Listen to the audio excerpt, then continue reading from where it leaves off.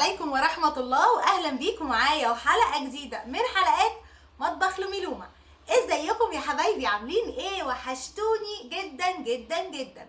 طبعا بقالنا كتير جدا ما قلناش المقدمة بتاعت الفيديو بصوت دايما، او بقالي فترة طويلة معتمدة ان انا بسجل صوت بعد الفيديو، بستسهل بمعنى صح او ادق يعني في التعبير، ان بيبقى عمرو مشغل التلفزيون وبيبقى عامل دوشه، مشغل بلاي ستيشن وبيصوت لما يخش فيه جون والحوارات دي كلها. فطبعا انا بستسهل ان انا اقف اصور وبعد كده بهدوء كده اقعد اسجل صوت للفيديو اللي انا عملته لكم عشان ابقى مركزه اكتر، لاني انا وصلت لمرحله اني انا طول الفيديو اقول له وطي التلفزيون يا عمرو، وطي الصوت يا عمرو، اسكت يا عمرو، بصور يا عمرو. فانا اختصرت كل ده في اني انا اسجل صوت على الفيديو بعد ما يخلص. طبعا اللي حابب الطريقه دي يكتب لي في الكومنتات، واللي مش حابب وحابب الطريقه بتاعه الصوت برضو يكتب لي في الكومنتات، وانا هحاول ارضي جميع الاذواق، ولو ان ده صعب يعني كلنا عارفين. المهم مش هطول عليكم، الفيديو بتاعي النهارده انا راجعه لكم بروتين خفيف كده في المطبخ كالعاده، وهنعمل مع بعض اكله شتويه جميله قوي. اكيد كلنا بنعرف نعملها، مش لومي بس اللي بتعملها، ولكن كل واحده ليها تكايه، ليها طريقه في طريقه الاكل او الطبيخ بتاعها. النهارده انا هعمل معاكم السبانخ بطريقه امي الله يرحمها. السبانخ من الاكلات الجميله اللي كلها فيتامين، كلها حديد، حلوه جدا للي عندهم انيميا. ولو انت بقى ست شاطره شاطره شاطره اكليها لاولادك كتير كتير، لان هي فعلا بتساعد على علاج الانيميا. فخليكم معايا وشوفوا بقى طريقتي في عمل السبانخ والتكه البسيطه اللي بعملها عشان السبانخ بتاعتي تطلع زي السكر كالعاده. وقبل ما نبدا الفيديو ما تنسونيش في اللايك والشير للفيديو عشان الكل يستفيد. يلا بينا نبدا الفيديو. اول حاجة يا حبايبي هنبدأ على بركة الله، وكالعادة وزي ما كلنا متعودين في كل فيديو قبل ما بنبدأ في الاكل او بنبدأ في تجهيزات الغدا بنخلص المواعين اللي عندنا في الحوض. وانا زي ما انتوا شايفين كده النهاردة ربنا فتحها عليا والحمد لله الحوض ما فيهوش مواعين كتير.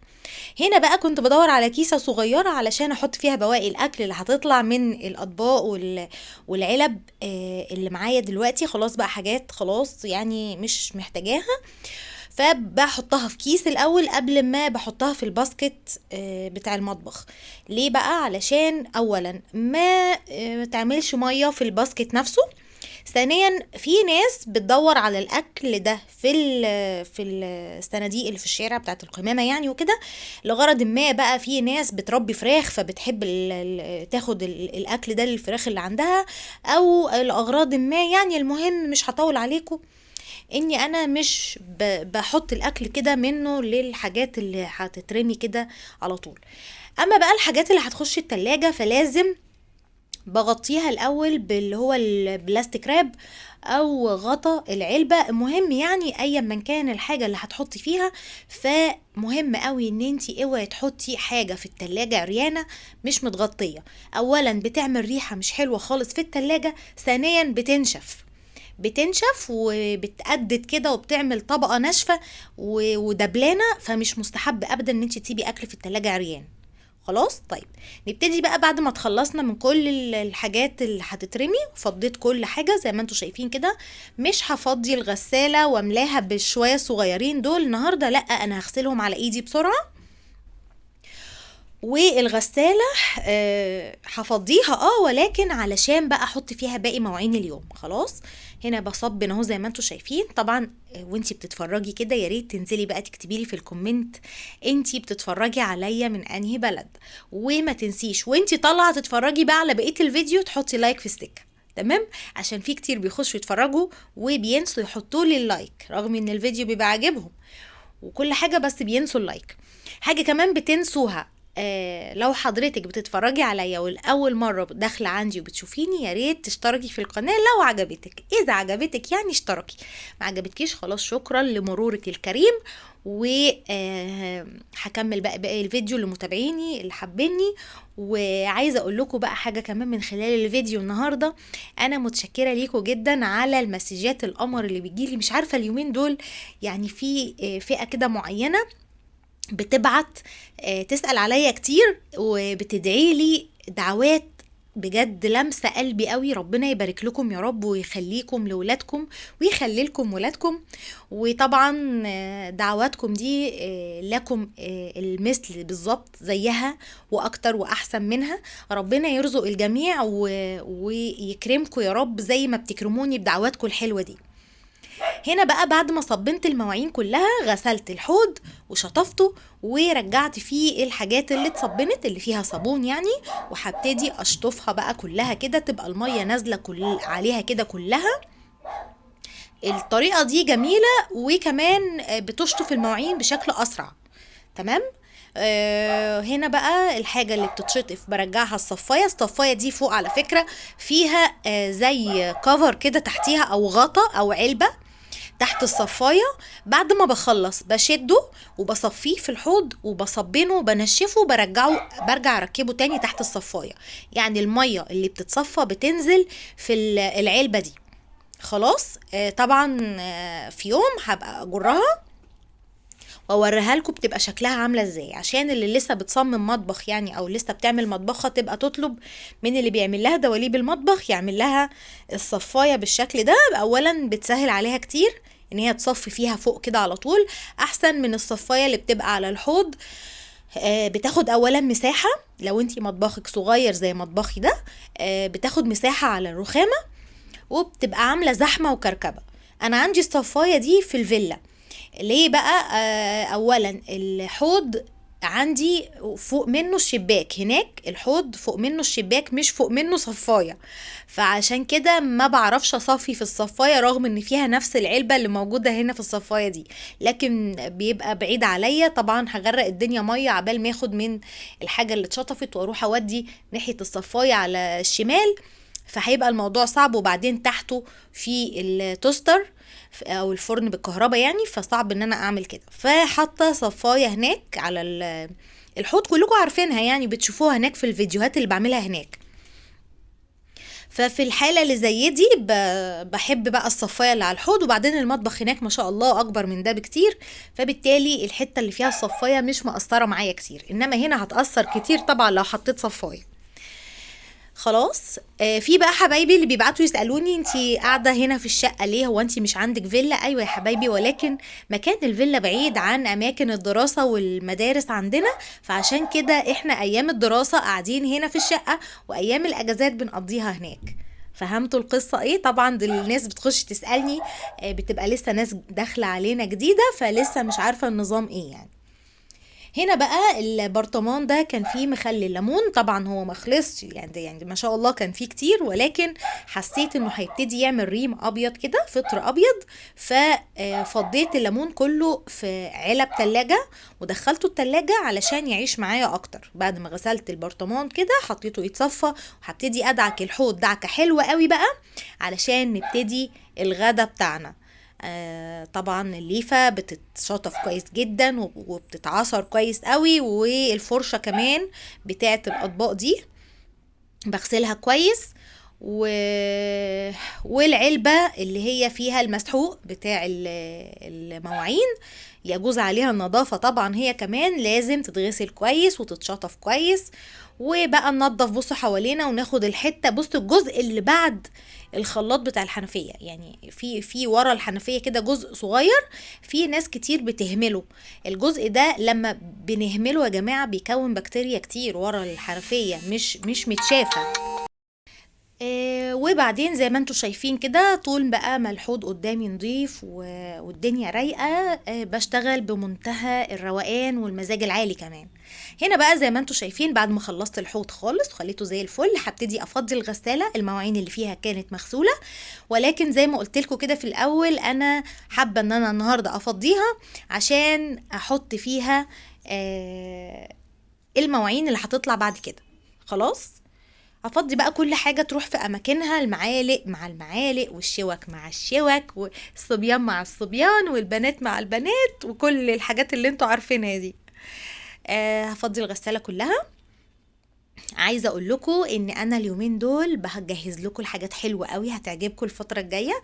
بس انا بصراحه يعني ما بحبش اتكلم في حاجه قبل ما تتم، علشان يعني ما اقول لكمش واعشمكم وبعدين ارجع اقول لكم لا ما حصلش نصيب. فادعوا لي بتيسير الحال الفتره الجايه، ان شاء الله فيها حاجات حلوه قوي قوي قوي على كل قنواتنا، قناه لومي لوما ومطبخ لومي لوما كمان مش هسيبه، وعند تقى وعند تمني، وكمان بأمر الله عند عمرو. عشان في ناس كتير بتسألني هو ليه عمرو مش بتشغلوه زيكم؟ عمرو ليه ما عندوش قناة؟ عمرو عنده قناة اسمها عالم عمرو او عمرو's وورلد، علشان اللي حابب يعرف اسمها ويروح يعمل لعمرو سبسكرايب على قناته وتفرحوه بقى. هو هيبتدي يشتغل عليها الفترة الجاية دي ان شاء الله. انا كل مرة كنت بقول لكم كده، وكنا يعني بيحصل حاجة بتخلينا ما نفضلوش، ولكن عمرو يعني كبر بقى ومحتاج ان هو يحس بذاته، ومحتاج ان هو يحس بشخصيته بتكبر بقى خلاص. في ناس كانت بتكتب لي وتقول لي انتوا مش بتهتموا بعمرو، انتوا بتتجاهلوه، انتوا بتعاملوه وحش. لا طبعا، مفيش ام بتعامل عيالها وحش، ولكن السن كل سن وليه يعني اقول لكم ايه ليه التقنيه بتاعته. سن عمرو بما انه ولد، تربيه الولاد غير تربيه الصبيان خالص. سوري، تربيه الولاد غير تربيه البنات خالص. فبما اني مربيه بنتين، فتربيه عمرو كانت بالنسبه لي صعبه شويه، ولكن بابا يعني ربنا يديله الصحه يا رب ويخليه، الحاج يعني بيساعدني كتير في تربيه عمرو. يعني انا لولاش الحاج معايا مع عمرو كنت ههتاس على فكره، لان الصبيان عايزين معامله خاصه. فلو كنت هتعامل مع عمرو بنفس معاملتي لتربية البنات، عمرو ده كان زمانه طالع بنوتة تانية. هو مش بنوتة تانية، في ناس بيقولوا لي خلي عمرو يخشن شوية، عمرو لسه صغير يا جماعة، فطبيعي صوته يبقى رفيع، صوته يبقى كده، يعني هو واخد نبرة صوت تمني قوي. ده ملوش علاقة بالتربية خالص، عمر نبرة الصوت ما كان ليها علاقة بالتربية. طبعا انا عماله ارغي في حاجات بعيده عن الفيديو زي ما انتم شايفين شغال اهو مع نفسه. وانا بعد ما خلصت الغساله فضيتها كلها، قلت اخد بقى الجزء بتاع الميكروويف ده افكه وافتحه سوري، واخد الطبق اللي جوه واديله تلميعه كده. على فكره اللي انا بعمله ده يوميا بعمله، يعني يوميا الميكروويف بيتمسح معايا. انا بوريكم بصوا الفوطه طالعه نظيفه ازاي، ليه؟ لان ايدي فيه على طول. وبما اني بصوا العجان محطوط في الحته دي بعد البوتاجاز بشويه، فبرضو اول باول بلمعه علشان ما يتكونش عليه، ما يتراكمش عليه دهون وبعد كده يتعبني في تنظيفه. طبعا البوتاجاز هياخد معانا تلميعه سريعه، ده بيحصل للبوتاجاز كل يوم مش اقل من مرتين. ليه بقى مش اقل من مرتين؟ يعني انا بعد الغدا طبعا البوتاجاز ده بيبقى زي الفل. بنقوم الصبح بنحضر فطار، يعني سواء بقى عملت اي حاجة على البوتاجاز، قليت بيض، عملت حاجة فيها طماطم مثلا بالطرطش، عملنا فول مش عارفة ايه، فاكيد طبعا البوتاجاز غصبا عني بيطرطش عليه يعني قطرات كده من رذاذ بتاع الدهون اللي انا استخدمتها. فبحب اول باول الاقي البوتاجاز قدامي بيلمع. هنا بعد ما نضفت الطبق بتاع الميكروويف هبتدي انشفه علشان احطه مكانه على طول. بقى لا قوي الا الطبق ده يقع يتكسر، وده لو وقع يتكسر يبقى انا كده الميكروويف بتاعي باظ. تمام، طيب كده تمام. بصوا بوريكم بقى الشكل العام اهو. ايوه، الله ينور. هنبتدي بقى دلوقتي نجيب الحاجة اللي هنبتدي نشتغل فيها، وهي السبانخ. طبعا الحارس سلامة، ربنا يديك الصحة يا سلامة، انا مش عارفة من غير وجودك يا سلامة في حياتنا كنا عملنا ايه. المنقذ بتاعنا في الازمات بصراحة. راح جاب لي سبانخ من السوق زي ما انتم شايفين جميلة اهي، واللحمة انا طلعتها من التلاجة او من الفريزر، انا مطلعها من قبلها بيوم علشان تفك. طيب اهو السبانخ اهي فكيتها زي ما انتم شايفين، وهنشوف دلوقتي طريقتي بقى في تقطيع السبانخ، والتكه اللي انا بقول لكم عليها اتعلمتها من امي الله يرحمها. تمام التمام كده. طيب اول حاجه طبعا هنجهزها زي ما انتم شايفين. هنا كان في كوبايه حطيتها في الغساله كده، رميتها على طول، اي حاجه هتطلع بقى حطها في الغساله خلاص. زي ما شفتوا كده خلصنا المطبخ بسلام الحمد لله، وما كانش فيه حاجات كتير، بس انا كسلت ان انا افضي الغساله واحط فيها الشويه اللي كانوا في الحوض. فضلت ان انا اخلص الكام حاجه اللي كانوا في الحوض علشان ابتدي بقى اي حاجه تطلع تاني ارميها في الغساله، يبقى انا كده براءه النهارده من المواعين، خلصت من المواعين بتاعه المواعين اللي هتطلع اثناء الطبخ، وكمان مواعين ما بعد الغداء. يعني انا كده النهارده باشا، والحمد لله البيت نظيف، البيت نظيف ومفيهوش اي حاجه وتقع، هتلم الغسيل وهتنشره. والنهارده بقى اخلص شويه شغل كده عندي على التليفون، وابقى كده يومي خلص بسلام. يومي خلص، احنا لسه هنبتدي دلوقتي في الغداء بعد ما شطبنا المطبخ وتمام. هنبتدي بقى دلوقتي نعمل في السبانخ. اول حاجه هعملها هجيب البصل بتاعي وابتدي اقشره واقطعه. بصوا انا هاخد البصلتين دول، طبعا لسه عبال ما يتقشروا ويتنضفوا يعني هيخس منهم شويه، بس في الاخر هيطلع منهم الكميه اللي انا هوريها لكم. تمام. وطبعا الطماطم اهي، طماطم حمراء وجميله اهي. الطماطم هغسلها وهضربها في الخلاط وهصفيها علشان تبقى جاهزه معايا. وشويه الفريك هجيبهم دلوقتي وهنقعهم في شويه ميه علشان يتنقعوا عبال ما اللحمه بتاعتي تستوي، يكون الفريك بتاعي اتنقع. تمام. والله حسيت ان انا عايزه اتكلم معاكم شويه، فقلت بقى ايه اسيب لكم الحته دي بصوتي. انا والله بفكر كتير وجديا في الموضوع ده ان انا ارجع اشتغل تاني واشرح وقتي، يعني ما سجلش صوت على الفيديو بعد ما يخلص، لاني كتير والله بتطلبوا مني الموضوع ده، ولكن غصب عني بعد ما فتحت المطبخ على الليفينج وخليته امريكان، يعني ده ايدني كتير. لاني طبعا ليفينج يعني تلفزيون، يعني عمرو بيلعب زي ما قلت لكم في الاول خالص على البلاي ستيشن، او بيتفرج على حاجه في التلفزيون، او قاعد على الموبايل ومعلي الصوت، فكل شويه هضطر ان انا افضل اتكلم كتير واقطع التصوير، وده هياخد مني وقت ومجهود كتير قوي يعني. لكن ربنا المستعان الفتره الجايه بحاول جاهده ان انا اظبط الموضوع ده، اشتغل في وقت يكون في عمرو مثلا مش قاعد مولع التلفزيون او معلي صوت التليفون، هتصرف يعني.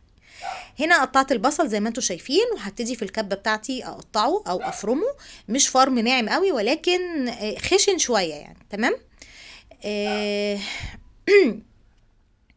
هطحن كويس عشان ما الطحنش عدل. وهنا بقى ايوه بصوا باكد على الطحنه بتاعت البصل. هشيل بقى الجزء بتاع الكبه ده وابتدي اخد كميه البصل اهي احطها على جنب، والطماطم اهي بتاعتي ضربتها، وفي الحله بقى على النار حطيت معلقه من السمنه، النهارده هنستخدم سمنه فرن. وهنا بعد ما ساحت السمنه بتاعتي هبتدي انزل بالبصل. تمام. ادي البصل اللي احنا فرمناه مع بعض، وهبتدي اديله التشويحه الحلوه. اظني يعني معظمكم خلاص حفظ طريقه الاكل بتاعتي. هحط هنا معلقه من الزيت، معلقه كبيره شويه عشان حسيت اني السمنه قليله، وهبتدي اشوح البصل. انا مش عايزه اغمق البصلايه بتاعتي، يا دوب اول ما اخدت اللون الذهبي ده هنزل باللحمه. قطعه اللحمه دي النهارده هنستخدمها من العرق، عشان في ناس بتسالني يا لومي اسمها ايه حته اللحمه اللي انتي شغاله بيها. النهارده مش معايا لحمه موزه، فهستخدم لحمه من العرق. خلاص هشوح كويس قوي زي ما انتوا شايفين. جميلة جدا الحتة دي، ولما بتستوي كمان بيبقى طعمها لذيذ قوي، وما بتبقاش ناعمة كده للناس اللي ما بتحبش حتة اللحمة الناعمة. بعد ما اللحمة غيرت بس لونها، انا يعني ما شوحتهاش ما حمرتهاش، يعني يا دوب بس غيرت لونها مع شويه فلفل اسود، قلبتها تقلبتين ونزلت بالطماطم. وضروري جدا وباكد كل مره ضروري جدا الخطوه دي انك تصفي الطماطم من البذر والقشر اللي فيها، لان ده بيعمل عسر هضم وبيتعب المعده والقولون. هحط بقى قرن فلفل حراق وهسيب اللحمه بتاعتي تستوي مع الصلصه. نيجي بقى لتقطيع السبانخ، ودي التكايه اللي عايزه اعرفها لكم النهارده. بصوا انا بطأت هنا التصوير علشان تبقوا واخدين بالكم انا بعمل ايه. شايفين الطربوش الاحمر اللي بيبقى في السبانخ من فوق ده؟ يا دوب بشيل العنقود الطويل بس. تمام. وببتدي اخرط الجزء الاحمر ده قطع صغنطوطه خالص عشان ما تبقاش ناشفه، وبقطعها قطع صغيرة وبحطها مع السبانخ. في ناس بتقطع الجزء اللي فوق ده كله وبترميه. غلط. ليه بقى؟ كانت ماما الله يرحمها تقولي الجزء ده هو اللي بيبقى مسكر في السبانخ، فحطيه علشان يخلي السبانخ بتاعتك مسكرة ومعسلة. فطبعا انا خدت المعلومة دي بقى عن ماما، وبقيت كل ما اجي اعمل سبانخ افتكرها، الله يرحمها يا رب ويغفر لها ويجعلها من اهل الجنة يا رب. كل ما اجي اعمل سبانخ بقيت افتكر الكلمة بتاعت ماما لما تقولي الجزء ده اللي بيخلي السبانخ زي السكر. فانا بعمل زيها وبقطع الجزء الاحمر ده قطع صغنططة ومش برميه، عشان بحسه فعلا بيعمل تسكيرة للسبانخ. هنا بصوا هوريكوا جزء تاني، او بصوا شكلها بتبقى متقطعة عاملة كده. خلاص اهو هاخد جزء تاني من السبانخ، طبعا بنقيها لو فيها سبانخ اوراق صفرة ولا مش حلوة يعني، ببتدي بقى ايه انقضها واخد الجزء الكويس فيها والوحش برميه. بصوا اهو ده اللي انا اقصده، الحتت الطويله دي لا دي هتترمي خلاص. لكن بصوا اهو الجزء الاحمر اللي انا بكلمكم عنه اهو بقطعه كده ويتخرط مع السبانخ لقطع صغنططه. ايوه بالظبط كده، علشان يدي السبانخ تسكيره وتطلع مسكره ومعسله زي ما كانت ماما بتقول الله يرحمها. جربوا الطريقه دي كده وبقولوا لي بقى في الكومنت بتاع الفيديو الجاي عجبكم الطريقه دي ولا لا. هنا بقى ببتدي اكمل بقيه السبانخ، ومش ناسيه الموضوع اللي انا كنت بكلمكم عنه اللي هو موضوع عمرو والقناه بتاعته. هسيبه يجيب الافكار، انا وعدته واتفقت انا وهو خلاص اتفاق رجاله بقى اني هسيبه هو اللي يجيب الفكره اللي عايز يصورها، ولو محتاجني اساعده او محتاج حد من اخواته يساعده في الفيديو ده هيحصل طبعا وهنصور معاه. ولكن الفكره هتبقى جايه من تفكيره هو، ولو انا لقيتها مناسبه هقول له اوكي صورها، لو انا لقيتها مش مناسبه هقول له لا ما تصورهاش. وتقى وعدته ان هي هتساعده في المونتاج لان هو حابب ان هو يمنتج بنفسه. فاستحملوا بقى المهازل اللي هتشوفوها في قناة عمرو. هنا بقى في حزمة كزبرة، دي بتتخرط مع السبانخ نفسها، يعني بعد ما بخلص الكمية بتاعت السبانخ بقطع معاها حزمة كزبرة. هنا نضفت بقى مكان ما خرطت السبانخ وشلت الأجزاء الوحشة رميتها خلاص في الكيس. انا ببقى سايبه كيس هنا بقى جنب الحنفيه ارمي فيه كل اللي بيطلع مني وانا بطبخ خلاص، وفي الاخر خالص باخده كده اربطه واحطه في الباسكت. طبعا الباسكت فيه كيس عمومي بقى ده اللي بيتحط فيه كل الاكياس اللي بتطلع مني خلال اليوم. فاهمين انا اقصد ايه؟ هنا بقى هبتدي اغسل السبانخ غسله محترمه، واوعي تتخمي في السبانخ. يعني السبانخ من الحاجات اللي بتخمك، يبقى شكلها من بره كده باين ان هي نظيفه وبتناس وما فيهاش اي حاجه، ولكن تيجي تغسليها تتصدمي من كميه الطين اللي بتنزل منها والتراب الكتير اللي بيبقى فيها. بصوا بقى انا عملت ايه زي ما انتوا شايفين. غسلتها كويس وجبت بقى مصفى وهبتدي اشيل السبانخ من الميه بايدي. ليه؟ لان انا لو حطيت المصفى في الحوض ورفعت البولة اللي في الحوض وكبيت على طول هتنزل بالتراب بالطينة بكل حاجة برضو في المصفى. فانا حابة ان انا اخدها كده بايدي واسيب المية باللي فيها تتكب على طول في الحوض علشان ما تنزلش تاني على السبانخ. يا رب اكون عارفة يعني اشرح صح. بصوا المية شكلها ايه، واوعوا حد يقول لي ده خضار السبانخ، ده باين جدا انه مش خضار خالص، ده طين اهو. بصوا شايفين، بصوا الطينه اللي في الاخر اهي، بقرب اهو عشان تشوفوا. السبانخ يا جماعه والملوخيه من الحاجات الخضار اللي بيبقى الطينه مستخبيه فيه، فخدوا بالكم كويس. طبعا انا شطفتها كذا شطفه، طبعا مونتاج انتوا عارفين اكيد طبعا مش هقعد بقى ربع ساعه اوريكم انا بشطف السبانخ ازاي، بس دي يمكن الشطفه الرابعه للسبانخ. المهم يعني لحد ما الميه لقيتها قدامي صافيه ورايقه خالص، قلت كده تمام، انا ايه كده اطمنت ان هي اتغسلت كويس. بصوا الميه بقى، بصوا فرق لون الميه باين قوي يعني.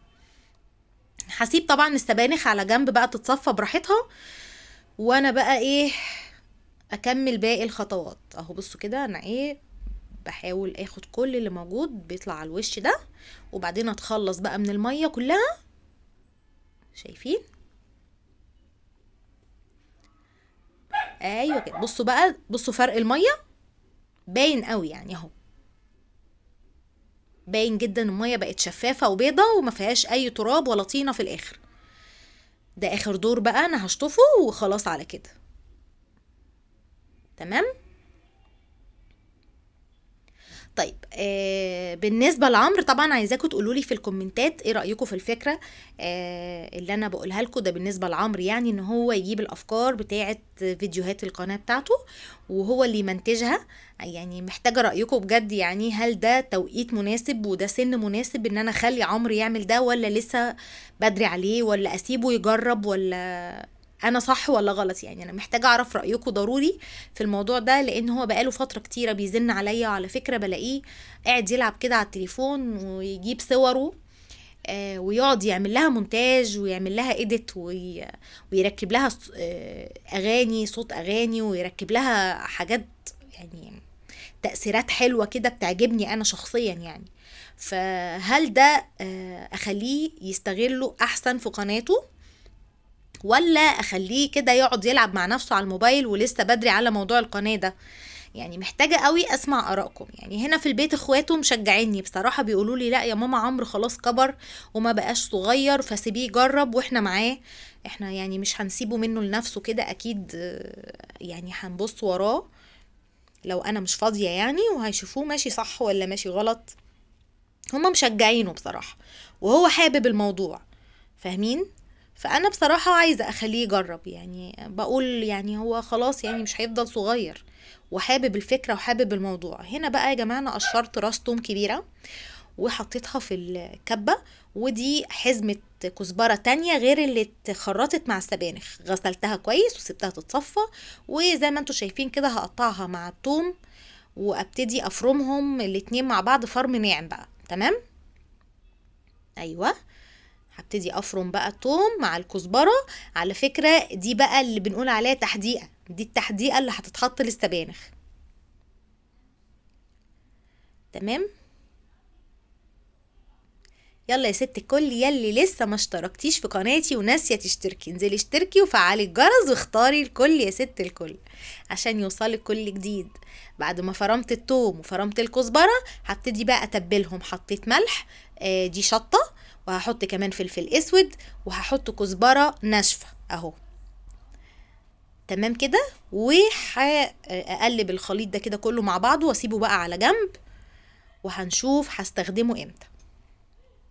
او بقلب هنا كويس اهو علشان اتبل الثوم والكزبره الخضراء مع بعض، وتبقى كده تحديقه حلوه. هنا بقى يا جماعه اكتشفت ان انا للاسف ما عنديش فريك، فهعمل ايه؟ بدل معلقتين الفريك هحط مكانهم معلقتين رز. خلاص، رز مصري عادي جدا اهو، غسلته شطفته كويس قوي وهحطه مع السبانخ بدل الفريك. طبعا طب ليه فريك وليه رز؟ الفريك او الرز بيدوا قوام للسبانخ، قوام حلو كده، بيلفوها لفة حلوة كده. برضو دي تعبيرات ماما اللي كانت بتقولها لي، لان انا برضو كنت اسألها طب ليه يا ماما ايه لزوم معلقتين الفريك اللي بنحطها او معلقتين الرز؟ تقولي عشان يلفها. تمام، هنا بقى اللحمه بتاعتي استوت وتمام التمام. هبتدي انزل بكميه السبانخ. بصوا بقى التكه دي، اوعوا تقولوا لي الحله صغيره، الحله مش صغيره. بصوا هتلاقوا دلوقتي السبانخ بتاعتي كتير ما شاء الله وعملت هرم.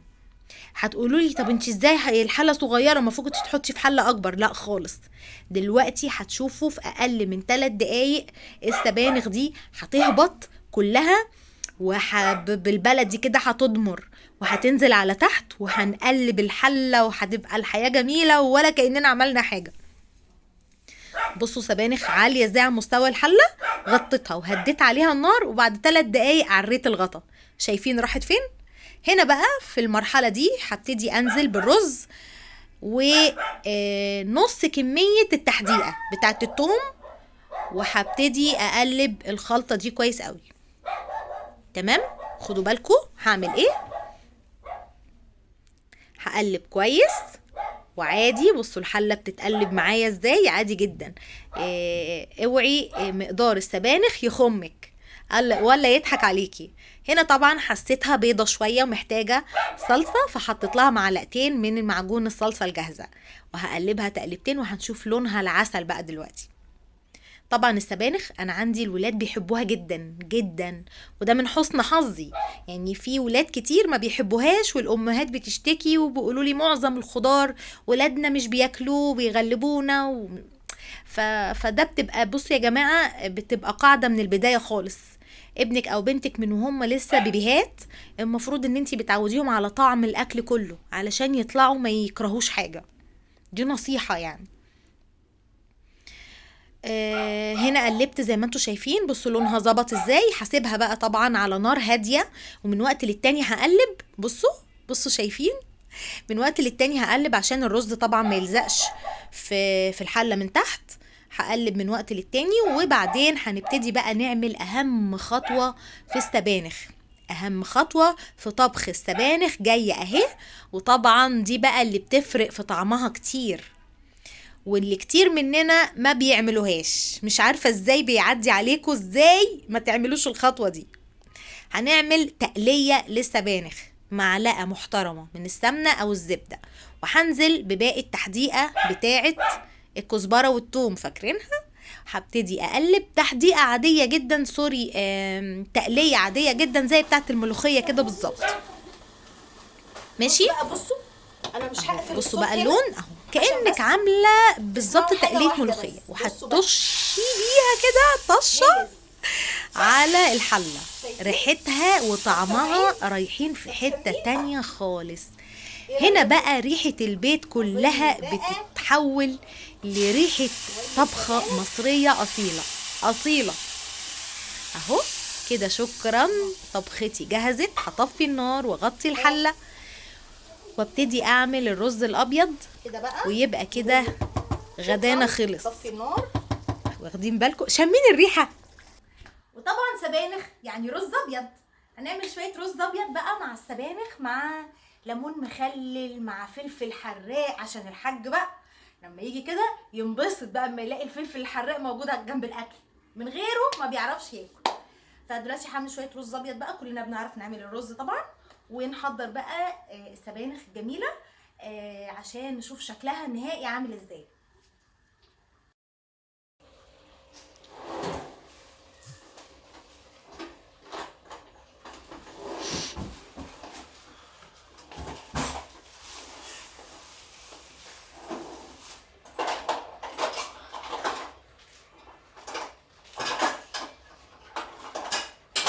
ندور على مغارب ناكله كده. لا ايه يعني انا كده يا ندوق على طول. يا نهار اسوح. اسوح اللي سواح. ايه اللي بتقوله يا حاج ده يا حاج؟ بص بقى، استنى بقى، استنى ده في مكافأة ليك. شايف؟ ايه ده؟ دي جبنة قديمة. دي ايه؟ بص الجمال. مكسرين. اوبا. ايه ده؟ بص عملتها ازاي؟ تحفة صح؟ عملتها ازاي؟ تحفة صح؟ ها؟ والله هي جاية لك وصاية. مش انا اللي عاملاها. بصوا بقى. الناس بتبعت هدايا مش دلوقتي؟ بصوا يا جماعة، واحدة صاحبتي حبيبتي يعني عارفة ان الحاج بيموت في الحاجات دي، قالت لي بصي بقى انا هبعت لك جبنه قديمه صعيدي، ولكن انا هعملها على ايدي بقى للحاج ياكل منها على طول. وقالت لي وبعد ما يدوقها لازم يقول لي ايه رايه. هي مش عارفه ان الحاج عنده املاح؟ هي عارفه كل حاجه، بس يعني انت يعني ما بترحمش. يعني ايه شغال؟ املاح مش املاح، انت شغال يعني مالكش دعوه. بصوا تحفه، هي شكلها بيقول حاطه عليها زبادي بقى وزيت وحاجات كده، انا مش عارفه احط لها ايه، بس هي كانت محتاجه تعمل. يا سيدي ايه الجبنه، ايه الاخبار؟ جميله. تحفه. ده بص الجبنه بقى مع الرز. لا استنى انا هغرف لك رز. استنى الغطا كان هيوقع. يا حاج مش في ايه يا حاج؟ انت كل مره تخش تسرقي طبختي. طب دوق انت يا حاج طبختك يا حاج. طبخت مين اللي طبخ؟ بابا. كل مره اجيب لك شو. يا سيدي ايه دي؟ سبانخ؟ هتحط برضو الغطا هنا؟ انا عندي ناقص حديد. اهو شفت، عشان ناقص الحديد ده بقى انا جبت لك سبانخ، عملت لك سبانخ. لا نغرف. ما الاطباق جنبك اهي بصوا من جمال الاكل مش شايف الاطباق. نغرف بقى. بص بتاعت الفول. ايه بتاعت الفول دي؟ هي ايه بتاعت الفول؟ سبانخ. ايه بقى؟ ايه ده مفيش لحمه ولا ايه؟ تعملها وردحي؟ اهي اللحمه ظهرت. هي فين اللحمه؟ انا مش شايف لحمه. اهي. احنا ايه هنصطاد؟ انت مخبيها ولا ايه؟ احنا هنصطاد. ما تقلب الحله يا حاج.